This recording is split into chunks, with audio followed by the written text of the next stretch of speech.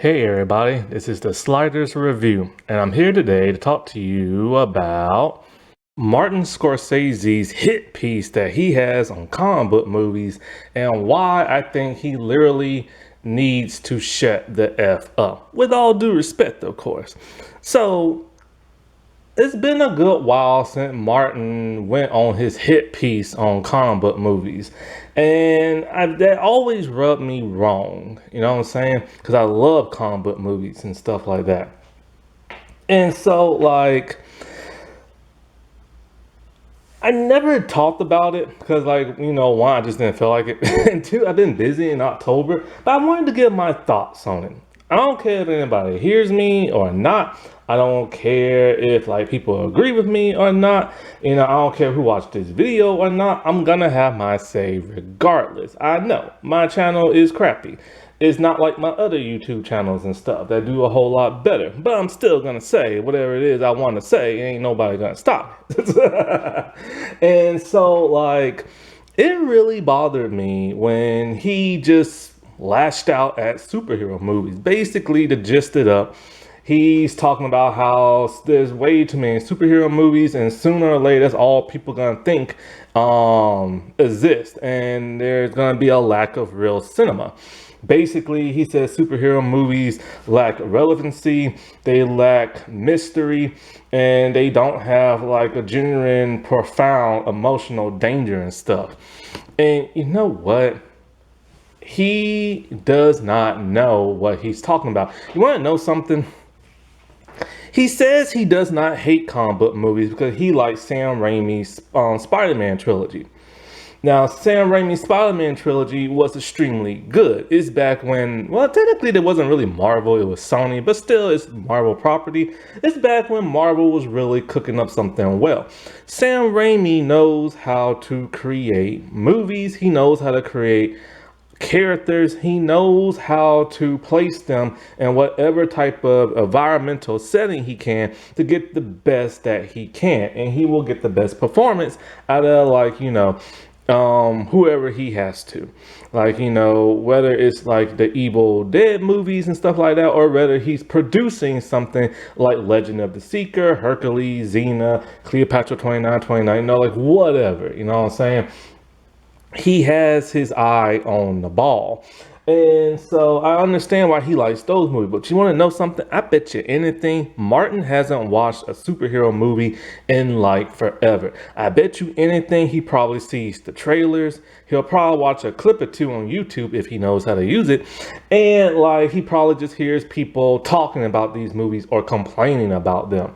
I bet you that's what it is. And he's never actually sat down and really watched one. Because if he watched some of the early MCU movies, he will understand that is cinema.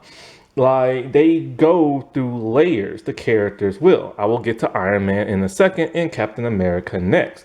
But other than that, because those two characters do the story, they 10 years of emotional goodness that those two characters went through. If that ain't cinema, I don't know what is. And I'm also going to get into Batman, the animated series, because that was phenomenal. It's doing something better than any of the movies have ever done, and it did it in a runtime of 20 minutes. And so when it comes to Martin, I've only watched one of his movies, Gangs of New York, and I never finished it. And the reason why I never finished it is because, well, something happened when I was back in college. Me and my friends went to my other friend's house and they just popped in that movie. So we watched it. But then something happened and we all went somewhere and I never got to finish it. But needless to say, I just really didn't care for the movie. Only thing I remember is Cameron Diaz is in the movie and some guy with a thick mustache, and that's about it. And so other than that, I've never really seen none of his movies. Now, I understand his genuine fear of getting replaced. That's basically what it is. He's getting replaced. The type of movies he likes are getting replaced. With all due respect to Martin Scorsese, because the simple fact, even though I've never really watched all his movies, I can respect the man because he is legendary and he is famous. It isn't going to be one of my videos where I'm going to rag on him like I do probably Raven Simone, because I have a genuine problem with her, or like other celebrities. And this isn't gonna be like, oh, the thumbnail is gonna be a jackass in the box. Like, no, it's not like that. Like, I have general respect for that man. But just because I have respect for the man, don't mean that like I'm gonna agree with what he says. And see, the thing about Martin Scorsese is that one, he is old. Period. He is old. And so, like, movies back in his day were completely different than what they are now. He has been around Hollywood for so many decades and has been alive for so many decades that he knows what the game is. This whole comic book movie craze is nothing but a phase. That's all it is. Hollywood sees big bucks on comic book movies, so they're going in hard on it. And at one point in time in life, it's gonna dwindle down to the point where there will be no more comic book movies. It ain't gonna happen soon, but it's gonna happen sometime in the future. He knows that, I know that, anybody with a brain knows that. But he's acting like he doesn't have one. He's acting like he doesn't know how Hollywood and the entertainment world is. He should know more than anybody else. We've all said this before. You popped in an old movie and you're like, man, they just don't make movies like that no more. All you see now is comic book stuff. Well, technically, they still do make movies like that. The only problem is they're mostly direct to streaming or DVD, or like nobody has no interest in them, and they flop hard at the box office. And why do they flop hard at the box office? Is it because of comic book movies? No, it's because a lot of, things back in the day are just stale now. Whenever you see this big Hollywood name who did like a comedy movie back in like the 90s, early 2000s, they stick with that same type of mentality, that same type of comedy, and it's not gonna work in the decade we are in now. We are in a completely different decade than we are in from like that of the 70s, 80s, 90s, early 2000s, and even 2010s. Times are a-changing, just like music.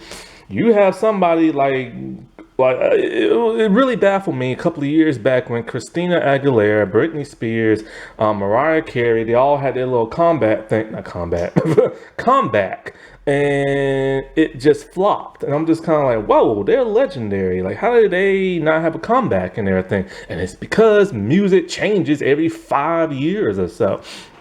This is why, if you're going to be a singer, you make your babies before you become a singer, because all those legendary singers made babies when they was at the high of their music career. And then when they took just like, what is it, like a year off and everything from music, people forgot about them and went on to the next big thing. People like Ariana Grande, Lady Gaga, Fergie, Nicki Minaj, so on and so on. And then those other people became irrelevant and stuff. It's just the way it is. Now back to the whole phase thing. Martin knows that movies are constantly changing. Hollywood is changing. What was it? Like back in what was it, what was it? So, okay. So my mom had bought a smart TV and could not hook it up. So I headed over to her place and I hooked it up for her. And so she wants to watch nothing but Westerns. I'm like, all right, fine. So I searched, and you can go on one of those old Turner Classic apps or something like that. One of them old apps. I found thousands upon thousands upon thousands of Western movies. Why? Because that's the only thing that was made during the 30s, 40s, 50s, and a little bit of the 60s. All you saw was Western stuff. And the Wild Wild West wasn't even around from 100 years ago, and people were still making TV and movies out of that. And then what happened? Man went into space, started hopping on the moon, and people saw like, whoa, that's awesome. So Hollywood's all like, oh, you like that? Well then, forget these Westerns. We're gonna make space stuff. In comes Star Trek, in comes Star Wars, in comes Lost in Space, Babylon 5, Flash Gordon, and all that other crap. See, sci-fi killed Westerns and stuff like that. Then when people's taste started shifting even more, what did we get around the 80s or so? We started to get all these like foreign actors with these huge big muscles and their big machine guns and just like, hamming it up on screen. We started getting people like the Terminator movies and the Rocky movies and Predator and like, Arnold and all these other people and Van Damme and everything. It's like we started to get all those like big buff muscular action movies in like say the 80s. And then what happened in the 90s? Then we still started getting action movies, but we started to get slim down skinny people doing martial arts. Mainly American ones in like the early 90s, but by the late 90s and in 2000 we started getting more Hong Kong action Asian star movies and stars coming on over. Then let's not forget about horror. In the 1970s, horror movies started to explode from the release of Halloween 1 to Halloween 2, which was a couple of years in between. There were over 100 slasher movies made during that time. Slasher movies were big in the 70s and 80s, but then they started to die out. Why? Not because people lost interest. It's because you hire stupid people to write and direct stuff. And that's the same thing that's going on with comic book movies now. And then what happened? In the late 90s, Scream reinvigorated the slasher genre. And then we started getting more slasher movies. Then we started getting horror movies. Then next thing you know, people was down for Asian ghosts like girls and stuff like that and ghost people. So then we started getting all like The Grudge and The Ring and all these other adaptations. Because it's always changing. It never stays the same. And let's not forget, like, you have movies back in like the 80s and the 90s, a bunch of family films started coming out that time. What was it? Homeward Bound. I just remember three dolls talking to each other. They got lost and then they trekked across the countryside. It was a feel-good movie. You had what was it, Now and Then, a group of girls who are learning about life and everything, and and exploring like what it is to be like a woman and what they're gonna be like when they grow up. It's like a little nice little adventure, a coming of time age type movie. Stand By Me, you know what I'm saying? We had stuff like that because times were changing. And so this is just a phase that people are going through right now. And Hollywood is going on right now. Comic books are big and hot right now. And that's what they're latching on to because it's making them tons of money. And Martin should know that because he's been around the freaking Hollywood block, man. And, and it's really infuriating when he doesn't realize. He realizes it, but he don't want to admit to it. See, it's like when a YouTuber's trying to make a point about something, and so they come up with a bunch of examples, but then they leave out one example because that one example will counter everything they say. So they conveniently leave it out, or they'll mention, be like, oh, this is the one exception. See, this is what he's doing. He's leaving out that one exception because the man has forgotten about Barbie and Oppenheimer. Now, I think he saw Oppenheimer, but well as I do, he did not see Barbie. And Barbie's not a comic book. Oppenheimer is based on real life, and therefore those movies came out on the comic book craze, and they dominated 2023. No other comic book has surpassed Barbie as of right now in 2023. So what, was he asleep for that or something like that? Did he not know Barbie came out? Nah, he just conveniently left it out. But he brought up Oppenheimer, what tells you the type of movies he likes. He likes things that are thought-provoking, have like really good meaning, tells like a really profound story and stuff like that. Man, you can find that in comic book stuff. But I get he has a certain style and taste of movies. Like my style and taste in movies has changed since I've been like a little kid. I used to like Disney movies growing up. Then it went to like comedy movies. And then, I like action movies. And now I'm in then I went into the whole fantasy thing like Harry Potter. And then I went into comic books. And, It's just how it is. It's that time of it's like the different flavor of the month. You know, you change as time's going on by. But he's acting like comic book movies are gonna do away with everything. Now, right now, we are in a great comic book renaissance. And I'm gonna ride that train to as far as it can till there won't be no more comic book movies. Because comic book movies have come a long way. People were embarrassed by them. And even the comic books, like I don't read comic books. I stopped when I was 5. Ninja Turtles and Spider-Man were the last comics I ever read. Then when I was in college, I was in Barnes and Noble, and I was just wandering around the store, and I ended up in the comic book section. Didn't even know they had one. And then I opened up something called Marvel Civil War. I'm like, what, did they travel back in time during slavery days or something?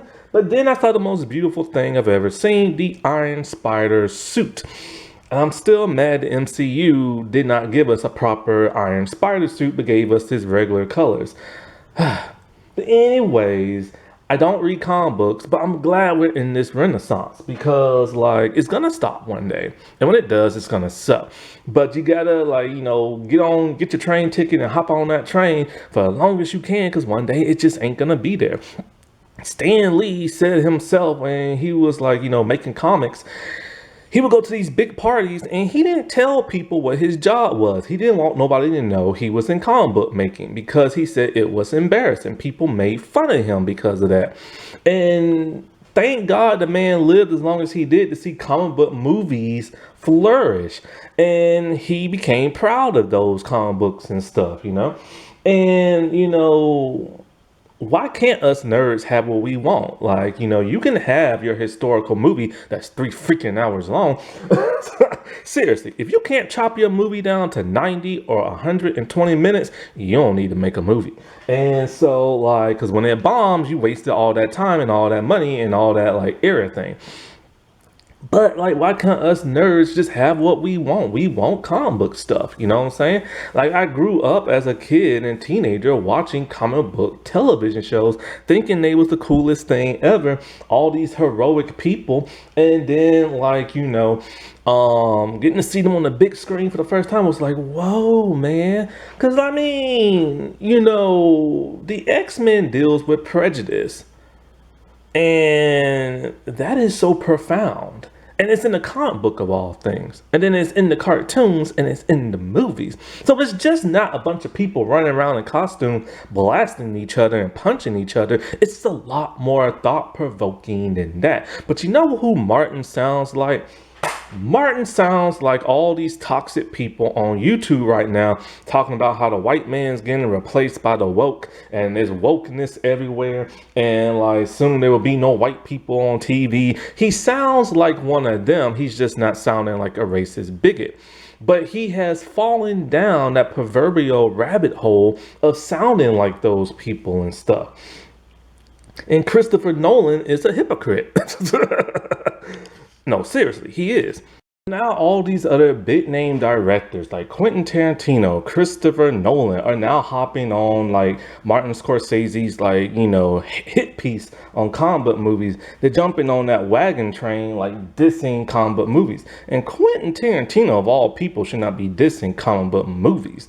I mean, his movies are so anime inspired and old school, like, you know, influence, Asian influence, stuff like that. Because, I mean, like, he's talking about, like, you know, people don't go to see these comic book movies for the actors because the characters are bigger than the actors.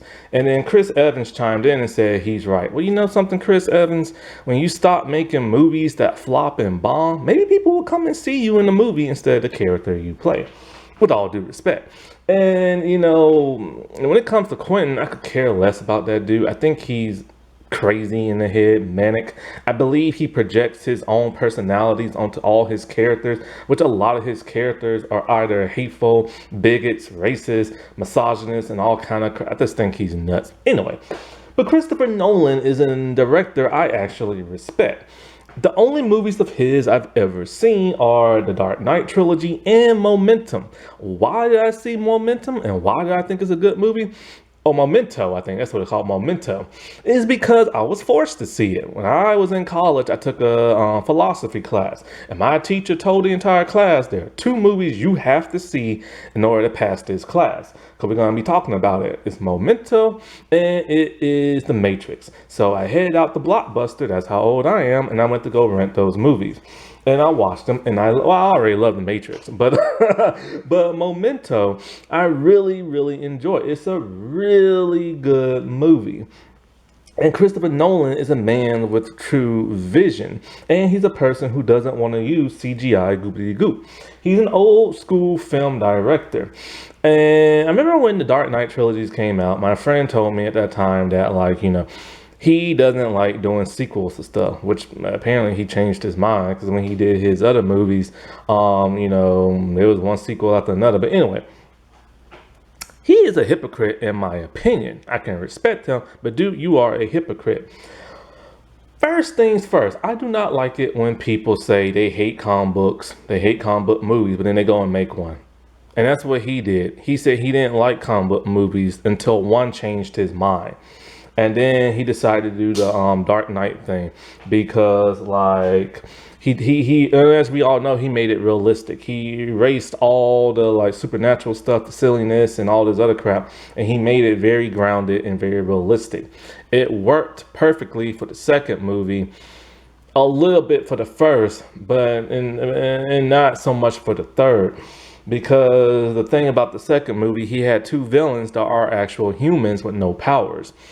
Problem is, with the first movie, he has one human who uses chemicals to make people scared. But then there's the whole Ra's al Ghul thing. It was just so weird, him being a normal human and talking about, they've been around for so long, but he's not supernatural. Then you have the third one where Bane, I can't even get into Bane in that freaking movie, man. Like, seriously, man. Like, just go with Venom injected into the back of his head and giving him muscles. Because what he came up with is, he's been tortured so much, he has to wear this breathing machine that puts this, like, gas that numbs his pain. The moment the gas isn't going through his nostrils, now he's dying in there. I think he sabotaged them. I truly feel like he sabotaged that movie. But anyway, he's a man who does not like comic book movies. So at least that's the way it seems. But yet he made 3. So now lately he's been kind of ragging on superhero movies. He hates modern day superhero movies like the MCU. He did not want his Batman movie to be a shared universe. And when they tried to make it a shared universe, when Superman Returns come out, he pretty much dipped out, and Zack Snyder came in. And so, like, I mean, he could have kept his movies separate, or he could have done the shared universe thing. But the thing is, my problem with him is, if you don't like comic book movies, why in the heck did you take on a comic book movie to begin with? Like, why? And then why years later, when Martin Scorsese starts running off the mouth, now all of a sudden you're running off the mouth? Because somebody asked him something about comic book, something movie or something like that. And he said he doesn't want to talk about comic book movies because then all of a sudden that's what the entire interview is going to be about. And that's all people are going to think about. Dude, just come out and say you hate comic book movies. And if you hate them so much, then by all means, give back all the money you have made off the Dark Knight trilogy. If you truly don't like comic book movies that much, if you're being hypocritical right now, then by all means, take your millions and donate it somewhere. Do it if you're so proud of who you are and what you make. And apparently you got this this stain towards comic book movies. Then shut your mouth, take your money, write that big old check, and just donate it somewhere. And then wash your hands clean of the Dark Knight trilogy. I will respect you a whole lot more if you do that instead of just like being hypocritical about like comic book crap. And it's funny how one person, I swear to God, man, Martin's like one of those toxic YouTube channels. He starts it off, and then now all these other directors are doing the same thing. And it's very aggravating and stuff. Because, whatever. But anyway, let's get into Iron Man, Captain America, and Batman the Animated Series. All 3 are like comic book, properties. All 3 have that supernatural element, that sci-fi element, the wacky element, all 3 have that. But, one of the great things about making an adaptation is that you are supposed to adapt. See, back in the day, there weren't that many comic book movies that did particularly well. You had the Superman movies and the Batman movies, and those were the only ones dominating the 70s, 80s, and the 90s. And eventually, both lost steam because they lost their way. They started bringing in too much silliness and too much stupidity. And so in between all those movies and those three different decades I just named, oh, same thing with Ninja Turtles too. In between all that, you had other comic book movies that are basically just making fun of comic book movies. You had superhero movies that were comedies or parodies and stuff. And a lot of people don't even remember a lot of that stuff. But a lot of them did not do well at the box office. So it started putting more stank in people's mouth. Then you had movies that tried to be like, cool, like Spawn or like Steel, but they goofed those movies up because studios just didn't know how to adapt comic book movies at that time. So comic book movies have always had a bad taste in people's mouths. Then, comes along a vampire by the name of Blade, and it's like, whoa, dude, you're kind of cool. Then came X-Men, then came Spider-Man, then came all these other Marvel movies. Some were good, some were not. But right now we're here to talk about Iron Man. During the combination of 10 years, we have pretty much felt like we have lived Tony Stark's life. Tony Stark is a very unique superhero. I remember I first saw him in the 90s Iron Man animated series, then Spider-Man, and then the Hulk animated series, and then the Ultimate Avengers movies. And so when he came out in the big screen, I was like, man, this is everything I remember, but a little bit more quips and humor and stuff. But, Tony Stark, when he became Iron Man, Tony Stark is literally the Merchant of Death. That was his nickname in the first movie. And it's who he was for the combination of 10 years. Tony has went through the ringer. He has had his ups. He has had his downs. He is a very flawed human being and a very flawed superhero. He is just like, basically the first three Iron Man movies are basically the sins of Tony Stark and his father, Howard. There are two men who create weapons of mass destruction. Howard did it back in like the 70s and the 80s and 60s and stuff. And then his son took up the slack when his father died. And that's how Tony and his dad made money off the detriment of other people. And as long as it didn't affect them, they didn't care until it did affect Tony. And when it affected Tony, he started to become caring and human. He started to see the flaws that both him and his father have created. And he wanted to atone for that by creating a suit of armor, one to escape. But then he used that suit of armor to take out the evil that was in his movie.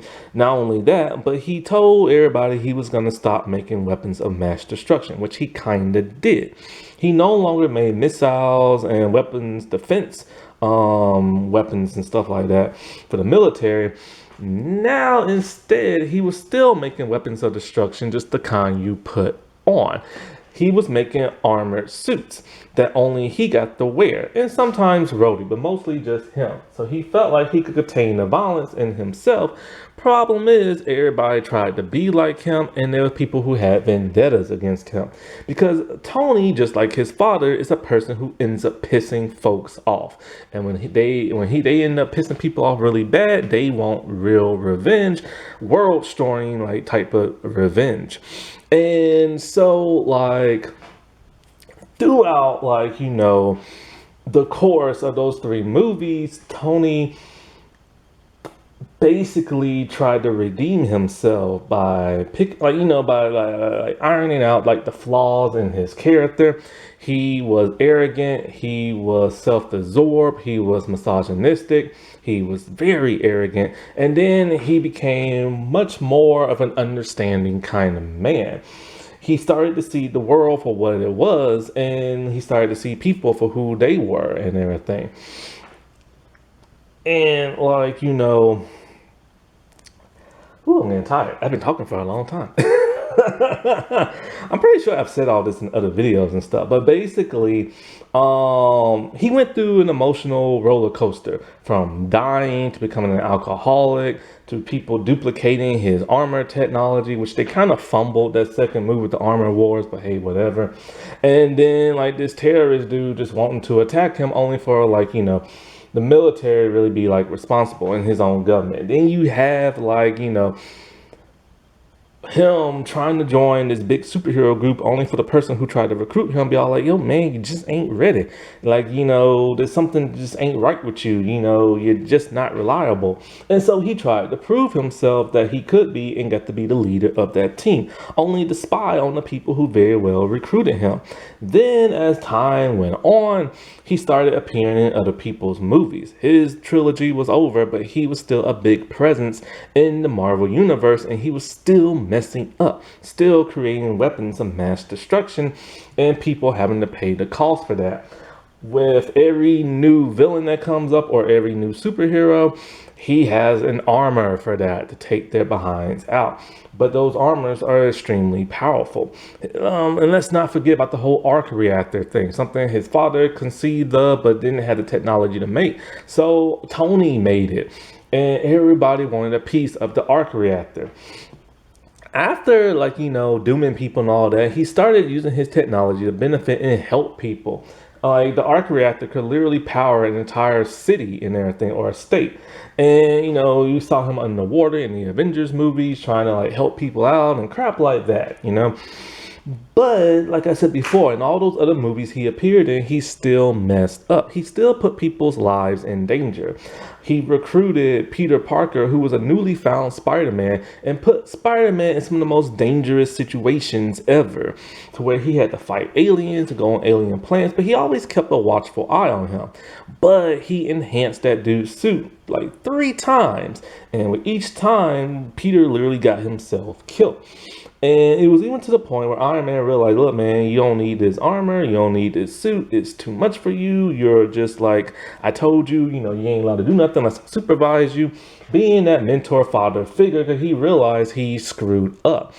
But he can't say the words, I'm sorry, until Peter actually died, and it really hit him and everything. But even all that wasn't enough to truly redeem him. He had it out for Captain America because of the whole Bucky situation of killing that of his parents and stuff. He turned his back on his best friend, and I'm pretty sure he had the technology to help create that prison they was in. And so like a bunch of the Avengers were locked up in the prison, and yeah, he felt bad, but he didn't feel like totally bad because he started working for the government. Basically, after a couple of guilt trips here and there, he realized that him and his superhero group are causing more harm than they are good. So when the government came to them, be all like, look, you're basically going to be our soldiers. You just can't go into other people's countries and do what you want, which is something very much we cannot do. You can't have citizens just hop on a plane, go to another country and fight their wars and stuff. It just don't happen. And so like, he thought he was doing the better thing, and it turned out just to cause him and his friends to like get at each other's throats. But back to the whole Infinity War thing, when he needed his friends' help, he did not even want to call Captain America. He was forced to call him. His arrogance and his ego prevented him from wanting to do that. Next thing you know, Spider-Man and like half the universe died as a result of him and other heroes not being able to take out Thanos. Then in Endgame, like the dude still isn't redeemed because he's still being an arrogant prick, still blaming Captain America for everything when he is partially to blame for the majority of everything that's been going on. And he didn't even want to come up with the idea of time travel to try to like fix everything. Then, in my opinion, he was only truly 100% redeemed when he sacrificed his life for all of the universe and everything. It was kind of like his his penance and everything. It's kind of like he has helped doom Earth, he has helped doom the universe, and this was his gift to humanity by, taking out the bad guy and also taking out his life. If that's not thought provoking, if that's not like, having stakes, if that's not some type of like emotional danger one has to go through and all this crap, if that's not cinema, heck, I don't know what is, man. Just because he wears a costume and, he's making jokes here and there does not mean he is not like, profound in everything. Tony is a real character who is layered with flaws and redemption arcs and stuff. And every time he tries to redeem himself, he ends up goofing up again and having more flaws. And, that is a true character. And then you got like Captain America. Like, honest to God, I'm so glad they went the comic book route on Captain America. If Christopher Nolan would have do it, he would just give him a bunch of steroids and be like, huh, there's your super soldier formula right there. Like he did the whole Bane thing. And I mean, come on, man. But it's like Captain America is that soldier, what I'm saying? Like he is a soldier. He is gonna put his life on the line and protect those who cannot protect themselves. Yeah, his costume is sometimes goofy, like what Josh Whedon did. Yeah, it's colorful. Yeah, he's fighting a dude with a red skull on his face. But it was a journey that man went through. From that of a young man to, well, that of an old man at the end of Endgame and stuff. The man has literally lost everything he's ever loved or cared about. And every time those things kept coming back into his life, they kept getting taken away from him or altered in some kind of way. He is a man displaced in time. He just wanted to fight for his country and stop the bad guys. But they told him he's too weak. And even in his weakened little scrawny state, he still proved to be more braver than anybody else in his unit. When he jumped on that grenade thinking it was real and stuff. Flash forward a couple of like injections later, he's Captain America and the man is trying to stop the bad guys on barefoot running through the streets. Like then, when he has to sacrifice himself to protect the world, he has to say goodbye to the woman he loves. The man has never been with a woman. The man has never had enjoyment with a woman. Here's this woman he's madly crazy about, and he can't even spend the rest of his life with her because he's about to die. Gets frozen, gets resurrected, and now he's jumping back in a different war, but this time it's with aliens. And, he doesn't understand what the world's going on. And we're going to skip the Avengers because Josh Whedon's an idiot. That just made him goofy in that movie. But even in that movie, he was willing to stand up for what he believes in when it comes to that of Nick Fury. Like, they were making weapons of mass destruction similar to that of Hydra. Then you get into Captain America, the Winter Soldier, and Tony's flaws are coming out again. Shield now has weaponry made from Tony Stark's like armor and his repulsors and stuff like that, making them more dangerous. Only problem is the good guys are now being infiltrated by the bad guys, and they don't know who's who. The man who's all about truth, justice, in the American way, yeah, no, that's Superman, but whatever, and wearing the flag on his uniform, he exposed the very people who hold up that integrity, all because they are starting to become like the enemy, and the enemy has infiltrated them. So by exposing Shield, it exposed Hydra.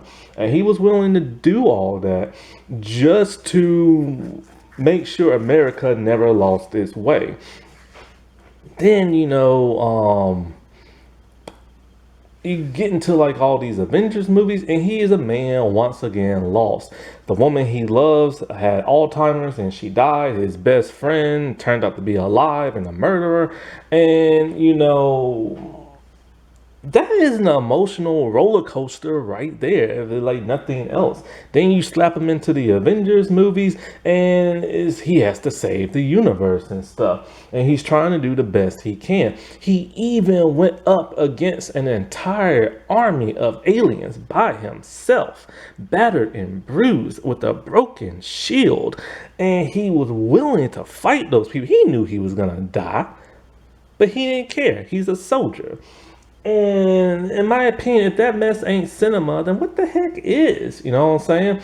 Like, that is gold, in my opinion. And it took the course of 10 years for him to get to that point. And this is why it bugs me when Martin Scorsese and all these other ones like piss all over comic book movies. And Batman, the animated series, is the best like comic book adaptation of anything I've ever seen. It's better than Nolan's Batman movies and Tim Burton's as well. Bruce Timm knew exactly what he was doing when he made Batman the animated series. Yes, he kind of went a little nutty sometimes with like Batman Beyond and Justice League and all these other ones. But when it came to Batman the animated series, that man took that crap seriously. He was a troubled young man who just wanted vengeance and everything. He wasn't all about like killing his bad guy, but making them want to redeem themselves. There are so many good episodes like Heart of Ice, Feet of Clay. I'm trying to think of other ones. What's that one where Jordan got shot and he was talking to Dick about like when you look into the abyss, sometimes it look back at you and some crap like that. When he didn't want to be Batman no more, but he knows he has to be because if he doesn't, the city's in major trouble and stuff. They're just like, and then about that heart act. Oh no, it wasn't heart act. Oh, it was something when drones started taking over these robots, and like you think like who's real and who's not, and then that one turned out to be like a robot version of him, and that's mystery right there.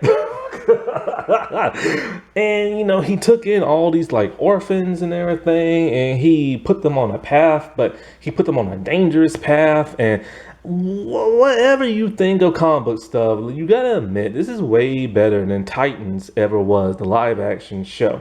It could not even live up to what whatever the animated series was. And when it comes to all this comic book stuff, these heroes, they have layers, they have depth, they have emotion, they have struggles, they have pain, and they have penance. And I say all better and everything. It what makes their shows and their movies so much more thought provoking. And then when you do see all these other movies that are not comic book movies, you don't see that. You don't see layered people. You have like a slapstick comedy with a bunch of goofy people. They don't really learn nothing. Or you'll have like a drama that's all about spy and espionage. And you want to know something else? If Christopher Nolan doesn't like superhero stuff, why the heck is he wanting to make a James Bond movie? I mean, James Bond in the books is completely different than he is in the movies. In the movies, he's kind of like Batman, you know what I'm saying? And we know if Christopher Nolan gets his hands on that, then he's basically going to make it very realistic, which we already had a realistic Bond in the Daniel Craig in the first two movies. And so, like, I don't understand how can you rag on comic book stuff when James Bond does basically the same crap that like say Captain America and Iron Man and Batman does. It's just they wear like goofy costumes and everything. Like I don't get that crap. And whenever you look at all these other spy espionage like television shows and movies, did Captain America not have spy and espionage in his movies? Yes, he did and everything. It's just, one wears a costume and one does not. But it's the same stuff. So no matter what, you're getting the same thing. It's just looking different. And I don't know. That's all I had to say about this. And it's just kind of like, this is just my thoughts on it. You know what I'm saying? It's just kind of like they need to stop sliding down that rabbit hole and understand that the thing they're complaining about, the things they want to see in movies, they're still getting. It's just somebody wears a costume. That's all that literally is. And it's just a phase. It's just the phase. You know, if Hollywood could write better and have better directors and actors, then these other comic book, well, no, not comic book, all these other movies that are not comic book movies would do a million times better. They can't do better because they're not trying hard enough. And that's what's happening with comic book movies now. Nobody can write good no more. Nobody can act good no more. Nobody can direct good no more. And, you know, it's just a phase. Like, even in this comic book phase that we're in now, like, you're starting to see Hollywood is throwing in Easter eggs and nostalgia. And it's because comic book movies are becoming stale. So they're trying to keep, you know, that boat and that train going. So they're throwing in Easter eggs and nostalgia. But here's the problem with that. Easter eggs used to be fun, but not when they're in the entire movie. Nostalgia used to be fun when it once in a while it happens, but now they're over reliant on it. But yet nostalgia and Easter eggs are just a phase Hollywood's going through. It's gonna stop. All of this is gonna stop, and it's gonna go in a different direction. And Martin is just upset because the stuff that he likes to see and the things he likes to make and the things he likes to watch aren't really being made no more. Well, you know what? Make it better, dude. Just make it better, or tell Hollywood to make their movies better. And then they could compete with the comic book movies and stuff. That's literally all you have to do. If Scream could do it and usher in all these horror and slasher things, then your stuff can do it. And other people's stuff can do it. I'm so pissed I could flip a table. Alrighty, well, I'll talk to y'all later. Bye.